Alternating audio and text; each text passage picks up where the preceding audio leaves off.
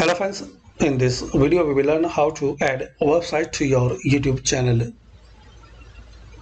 So very simple guys, just sign in YouTube channel account, then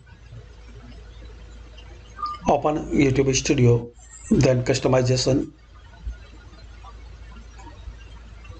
Here click on basic info.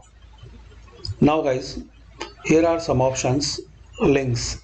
Add links to sites that you want to share with your viewers. You can add up to 5 links. Click on add link. Enter your website name. So your website name, or just you type website.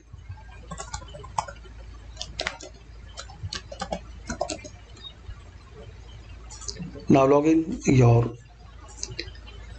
website and copy URL and paste here. Then click on publish. Now visit your channel.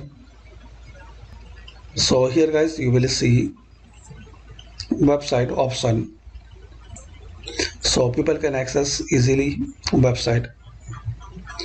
So thanks for watching guys. Please comment this video useful for you or not.